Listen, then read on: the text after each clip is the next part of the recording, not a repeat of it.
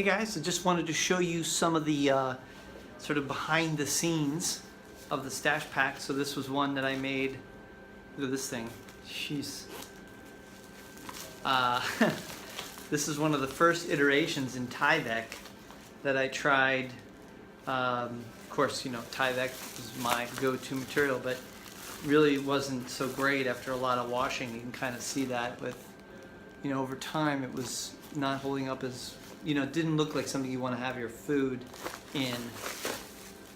Get rid of that. Then another design that I was working with, another material, is the stuff that, you know, like Kia bags are made from, PET, which is also pretty interesting. I mean, not bad, but it was just a little, like, a little crunchy, you know? I don't know if that's really what I'm going for, crunchy lunch bags. But, you know, it was still kind of interesting, you know? It's not the look and feel of a cool lunch bag, especially now with this funky kid's face on. No, nothing wrong with that kid, I'm sorry. Apologies to his family.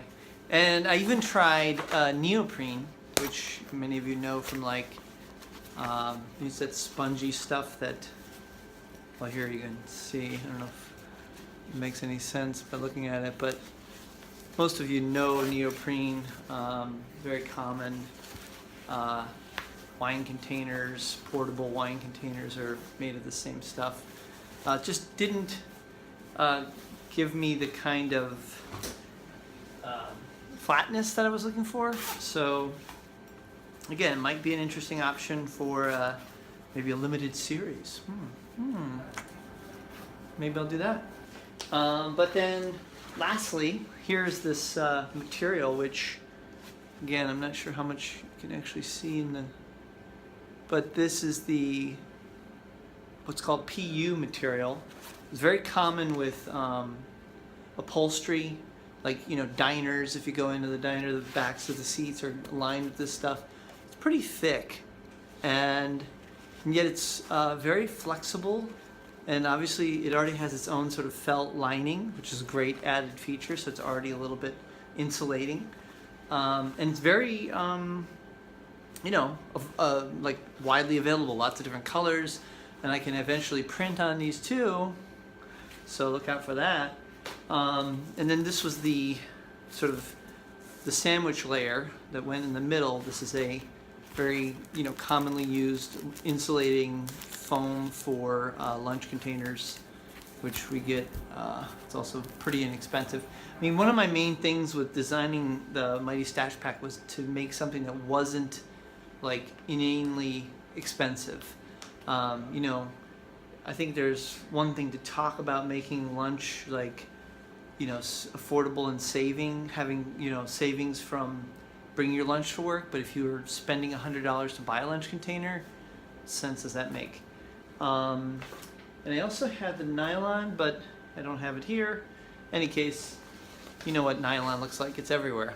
And then this was the final zipper that we chose that had this really nice deep teeth, you know, very like solid locking mechanism, you know, really important for like daily use. So all of those elements combined were really what brought me to making the Mighty Stash Pack and experimenting, like I said, over a year and a half, finally bringing this to market. So if you guys have any questions, please, you can upload them Monday. I'll be doing a live feed from Kickstarter, answering any questions you guys have about development. I also have some packaging concepts in development that I'm going to post and hopefully get some feedback from you guys on.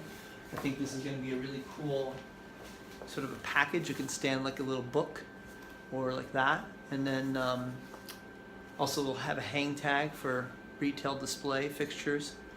But yeah, so anyway, super excited. We're almost at almost at 3 times the goal. I can't believe it still. It's amazing.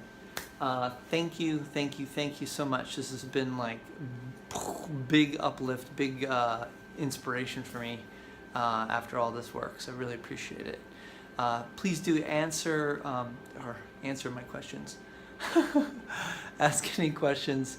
I will question your answers, or question your questions, or answer your questions on Monday. All right, be mighty. Have a great weekend.